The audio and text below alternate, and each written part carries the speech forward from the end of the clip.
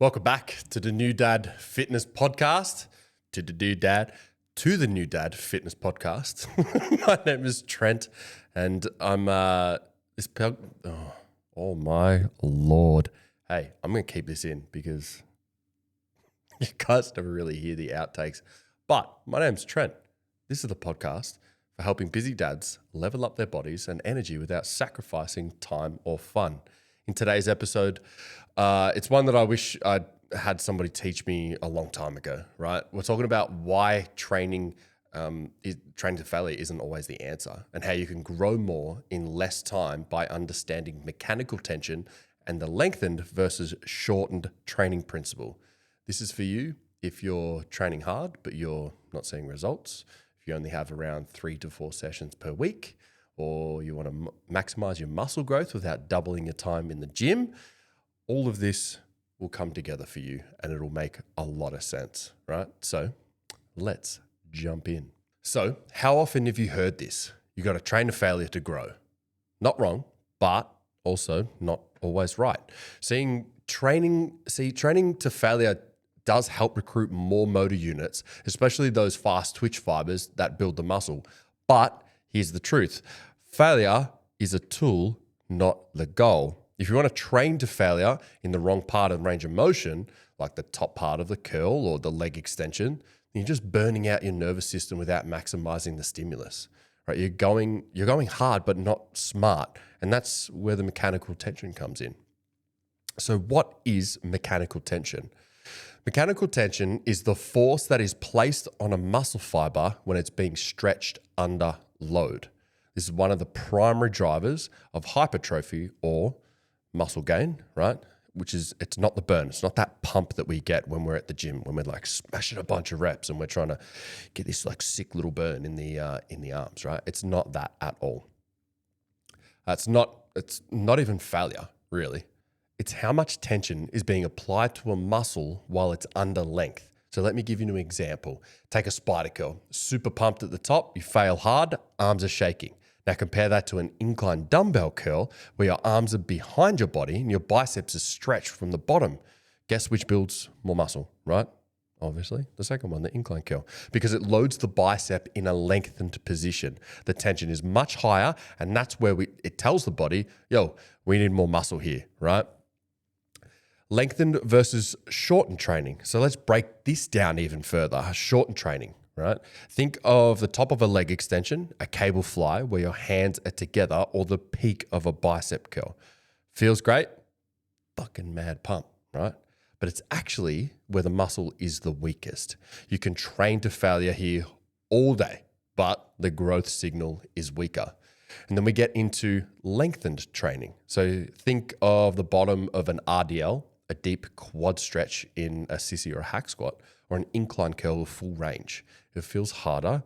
It's sometimes more awkward, but it's where the mechanical tension is at its highest. This is where the hypertrophy magic happens. This is where we fucking get jacked. It's why exercises like deep squats, Bulgarian split squats, and RDLs are so fucking effective. They load the muscle when it's in a stretched and demand serious tension. So let's talk about the proximity to failure and how it still matters, right? So don't get me wrong, proximity to failure still fucking matters, right? You need to push hard and push close to that point where you need to recruit all those muscle fibers that grow best. But it matters in the range where you apply that effort, right? So if you're hammering away at a leg extension, try to say hammering away and then talk about a leg extension at the same time. I kind of wrote that wrong. I should have said, hammering a hammer leg curl or something. Anyway, if you're hammering away at a leg extension or cable crossovers and always finishing at the short contracted range, you're burning out your muscle with less payoff. You'd be better off doing fewer sets of a deep, stretched, higher tension movements and going closer to failure there. That's how you grow muscle in less time. That's how you get results when you're training 3 to 4 days a week. So let's think about the actionable takeaways here, right? So let's wrap it up. Some practical steps. Start your workouts with lengthened, loaded movements. These should be your heavy, compound, hypertrophy-driven lifts.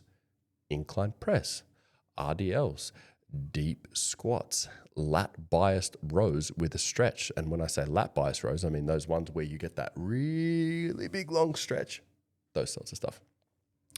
And then use the shorten range movements strategically. So use it for like a finisher, right? When you're starting to get really, really pumped up and swole at the end, light little pump sets, right? To really drive as much blood into those muscles as we can.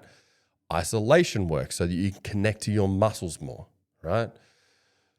Number 3 is push close to failure in the right exercises. Save true failure for lengthened lifts or low-risk isolation movements.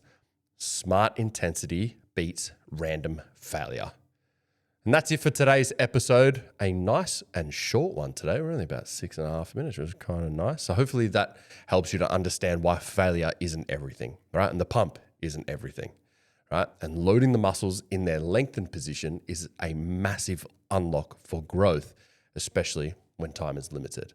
So if you found this helpful, do me a fucking favor and share this with another dad who is still stuck chasing the burn instead of chasing tension.